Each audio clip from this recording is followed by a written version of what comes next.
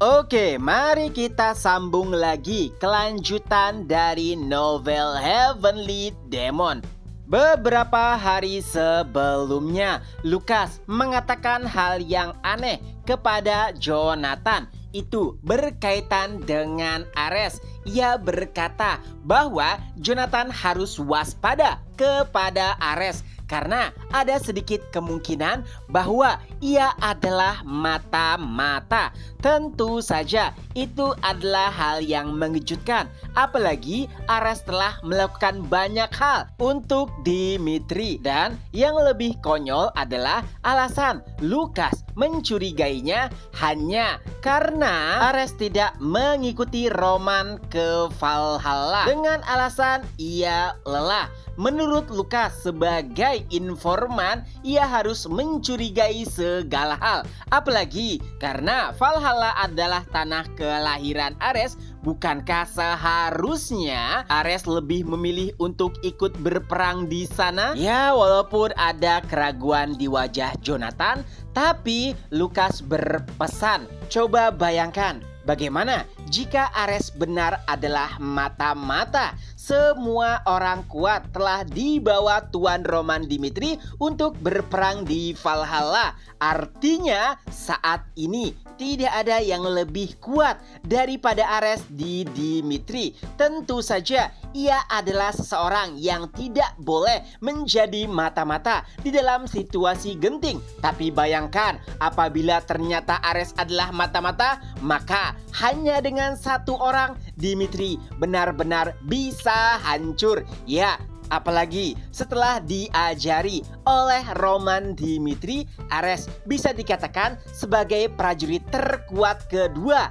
di Dimitri. Bahkan Chris harus dipukul mundur saat bertarung dengannya. Oleh sebab itulah kehati-hatian sangat diperlukan. Dan pesan dari Tuan Roman menanggapi informasi tersebut, ia hanya berkata, ingat ini, jika Ares benar mata-mata, maka jangan biarkan satu orang menghancurkan Dimitri. Tunjukkan pada siapapun di luar sana bahwa mereka harus membayar harga yang mahal jika mengkhianati Dimitri. Intinya di sini Roman ingin menunjukkan kepada Kronos dan juga Valhalla, bahkan tanpa kehadirannya dan orang-orang kuat lainnya, Dimitri masih bisa bertahan. Kembali ke masa kini, Ares masih tidak terima karena diperintahkan oleh Jonathan untuk pindah ke tembok bagian kanan. Apalagi kata-kata Jonathan seakan-akan menganggapnya sebagai mata-mata. Ares nampak sangat marah. Ia pun berkata, apakah kau perlu melakukannya sampai sejauh ini dengan semua yang telah aku lakukan? Dimulai dari pembebasan tahanan, lalu pergi ke benua Arkadia, dan yang terakhir mengalahkan Ranger Valhalla. Semua itu aku lakukan demi Dimitri, tapi kau menganggapku sebagai mata-mata? Dan Jonathan pun menanggapinya, jika kau tidak ingin aku mencurigaimu, maka tolong dengarkan perintahku dan pindah saja ke tembok bagian kanan. Nah, tentu saja ada alasan kenapa Jonathan ingin mengirim Ares ke tembok bagian kanan. Karena itu adalah sisi yang lumayan jauh dari pintu gerbang utama. Itu juga adalah bagian kewaspadaan Jonathan terhadap Ares jikalau ia benar-benar merupakan mata-mata. Nah, gerbang utama adalah bagian krusial dalam peperangan. Jika gerbang utama hancur ataupun jatuh di tangan musuh, maka gerbang bisa terbuka dan itu akan memudahkan pasukan musuh untuk memasuki wilayah lawan. Oleh sebab itulah Jonathan tidak ingin Ares berada di dekat gerbang utama. Karena kalau benar Ares adalah mata-mata dan ia membuka gerbang utama, maka habislah Dimitri. Dan sayangnya, alasan apapun yang dikeluarkan oleh Ares tidak digubris oleh Jonathan. Intinya, ia ingin agar Ares kembali ke posisinya. Itu membuat Ares kesal. Ekspresinya kini tengah berubah. Lalu ia pun berkata, "Kau benar-benar membuatku tidak nyaman." Sedikit flashback dahulu kala saat Alexander memutuskan untuk menjadi penyihir. Tentu saja ada sedikit penyesalan karena ia sangat tertarik untuk menjadi seniman bela diri. Tentu saja itu terinspirasi dari Chunma Baek Jong Hyuk. Tapi sayangnya kemampuan dan juga potensinya tidak bisa membuatnya menjadi ahli bela diri yang kuat. Oleh sebab itulah ia memilih jalan sebagai penyihir. Hingga suatu ketika ia pun bertemu dengan sosok Ares. Ya, Alexander menyadari potensi besar yang dimiliki oleh Ares. Oleh sebab itulah ia mengangkat Ares sebagai muridnya. Dan salah satu misi besar yang diberikan kepada Alexander adalah berbaur menjadi pasukan Dimitri. Tentu saja kecurigaan kepada Ares sangatlah sedikit karena latar belakangnya yang sangat-sangat bersih. Bahkan Lucas sebagai pimpinan Guildhall yang berfokus kepada informasi tidak bisa menemukan sedikit pun celah dari masa lalu Ares. Dan tujuan utama Alexander mengirimkan Ares adalah agar Ares bisa menyerap seluruh ajaran yang diberikan oleh Roman Dimitri, dan di waktu yang tepat ia juga akan menjadi algojo yang menghancurkan Dimitri. Dan inilah waktunya. Tapi sayangnya penyamarannya kini tengah terbongkar. Pada akhirnya Ares pun menunjukkan warna aslinya. Ia pun berkata, "Jadi apa yang bisa kau lakukan, Komandan Jonathan? Setelah aku mempelajari teknik yang diajarkan oleh Roman Dimitri, aku jauh lebih kuat dan kau tidak akan pernah bisa mengalahkanku." Setelah mengatakan hal tersebut, beberapa orang pun mulai menampakkan dirinya. Lalu ia pun berkata, "Ya, aku mungkin tidak akan bisa mengalahkanmu." Itu adalah Rodwell Dimitri, diikuti dengan orang-orang penting lainnya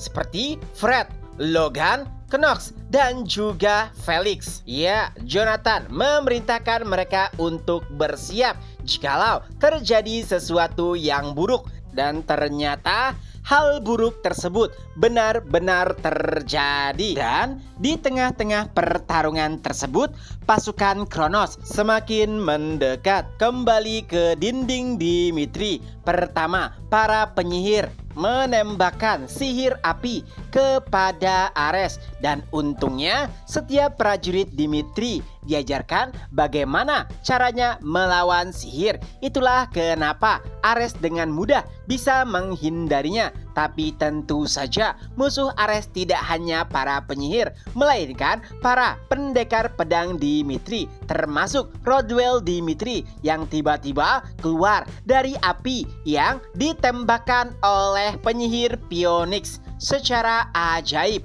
tubuh Rodwell seperti diselimuti oleh api.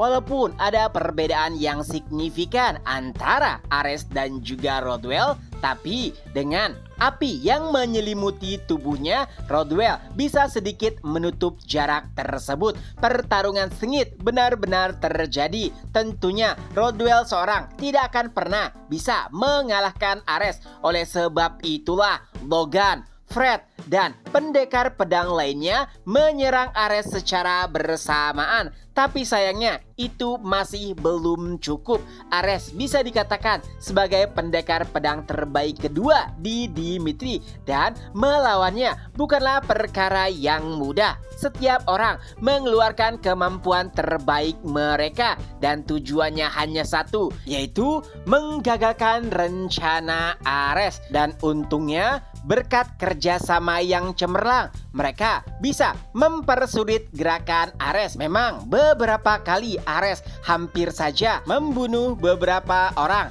Tapi untungnya selalu saja ada orang yang menghalanginya, seperti Rodwell Dimitri dan juga para penyihir Phoenix. Hingga pada akhirnya Ares pun sadar bahwa menjatuhkan Dimitri seorang diri hanyalah sebuah kebodohan. Sejujurnya Ares sangat mengagumi Roman Dimitri. Entah bagaimana dalam waktu yang singkat ia bisa mengajari orang-orang dan membuat mereka berkembang pesat. Ini adalah buktinya. Orang-orang yang dahulu mungkin takut hanya mendengar nama Ares kini bisa melawannya dan bahkan menyulitkannya. Dan sebenarnya pula ada sedikit keraguan di hati Ares. Haruskah ia mengkhianati Alexander atau mengikuti Roman? Bisa dibilang Romanlah yang membuatnya berkembang jauh. Tapi sayangnya dari awal sejak ia menerima kekuatan Alexander, ia harus bersumpah setia kepadanya. Dan karena menjatuhkan Dimitri seorang diri tidak akan berhasil, Ares pun mulai menggunakan rencana kedua.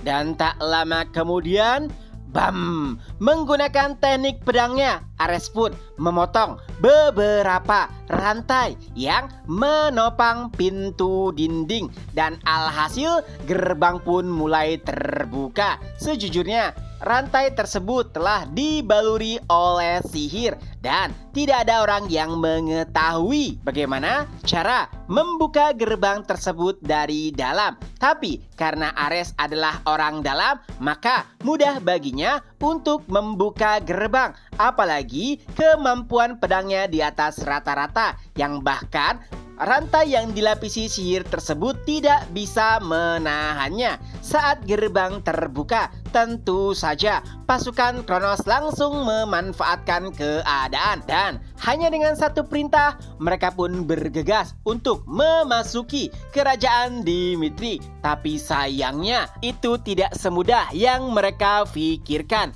Karena dari atas dinding seseorang pun melompat dan membantai setiap prajurit Kronos yang berusaha melewati gerbang. Itu adalah Rodwell Dimitri yang tubuhnya dibaluri oleh api berkat kepercayaan yang diberikan oleh saudaranya. Bahkan Rodwell bersedia mempertaruhkan nyawanya demi keselamatan Dimitri. Di sisi lain, di sebuah ruangan gelap, Alexander nampak sangat senang sambil memandangi situasi yang tengah terjadi di penjuru benua. Di layar pertama nampak bahwa kerajaan Umberto tengah berada pada ambang kehancuran. Pertahanan akhir mereka telah runtuh dan bantuan tidak akan pernah datang. Lalu di layar kedua itu adalah zona tanpa hukum. Nampaknya Karman berhasil mendominasi dan bergerak ke arah kerajaan Frank. Dengan begitu, beberapa negara di wilayah selatan akan tertahan. Lalu di layar ketiga dan keempat adalah Kairo dan Hector, di mana Kairo tengah memulai pertempuran melawan kekaisaran Kronos dan Hector tengah bersiap melakukan perlawanan terhadap kekaisaran Valhalla. Lalu layar yang terakhir itu adalah Dimitri. Berkat pengkhianatan Ares, kini gerbang Dimitri telah terbuka. Ya, walaupun agak sedikit disayangkan karena penyamaran Ares dapat diungkapkan lebih awal. Tapi itu juga menjadi suatu hal yang menarik karena pada akhirnya menurut Alexander, Dimitri akan tetap hancur dan ia yakin bisa menangkap Dimitri dan menemukan rahasia bagaimana kehidupannya terdahulu dan caranya memiliki teknik-teknik yang hebat. Itu adalah hal yang paling ia nantikan. Sebenarnya dari dahulu Kronos bisa saja menguasai benua karena dari awal tidak akan ada yang bisa menghentikannya. Bahkan Valhalla adalah anjing Kronos. Tapi Alexander selalu menundanya karena ada sesuatu yang ingin ia capai. Dan sejak kemunculan Roman Dimitri, segalanya pun menjadi berubah. Ia harus mempercepat rencananya tersebut. Walaupun sedikit menyebalkan, tapi Alexander nampak sangat senang dan antusias karena itu membuatnya tidak bosan. Hingga pada akhirnya muncullah seseorang. Lalu ia berkata, "Tuan, Roman telah melewati kota Eltar." Dan ekspresi Alexander pun langsung berubah. Eltar merupakan salah satu kota di Valhalla dan jaraknya ratusan kilometer dari hutan selatan, tempat di mana Roman Dimitri sebelumnya berada. Alexander bahkan memperkirakan setidaknya butuh 3 hari bagi Roman untuk memasuki kota tersebut. Tapi entah bagaimana, hanya dalam waktu 1 hari Roman telah mencapai Eltar. Dengan penuh kekesalan, Alexander pun berkata, "Roman Dimitri, apakah kau akan terus bertarung?" Dan chapter pun berakhir. Nah, itulah kelanjutan novel Heavenly Demon. Semoga terhibur. Ketemu lagi di next video. Bye-bye.